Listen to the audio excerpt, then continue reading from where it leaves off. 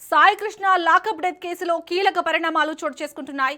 ఈ కేసులో అరెస్ట్ అయి ప్రస్తుతం రాజమండ్రి సెంట్రల్ జైల్లో ఉన్న సీఐ నాగరాజును నేడు సిట్ అధికారులు కస్టడీలోకి తీసుకోనున్నారు. సుప్రీంకోర్టు అనుమతితో నాగరాజుకు 7 రోజుల సిట్ కస్టడీ లభించగా విచారణ నిమిత్తం రాజమండ్రి జైలు నుంచి విజయవాడకు తరలిస్తున్నారు.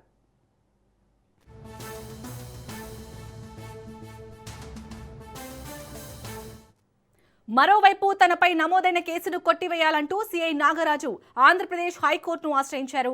ఆయన దాఖలు చేసిన క్వాష్ పిటిషన్పై నేడు విచారణ జరిగే అవకాశం ఉంది. ఒకవైపు సిట్ కస్టడీలో విచారణ, మరోవైపు హైకోర్టులో quash petition. Sai Krishna lockup death కేసులో నేటి పరిణామాలపై అందరి దృష్టి నెలకొంది.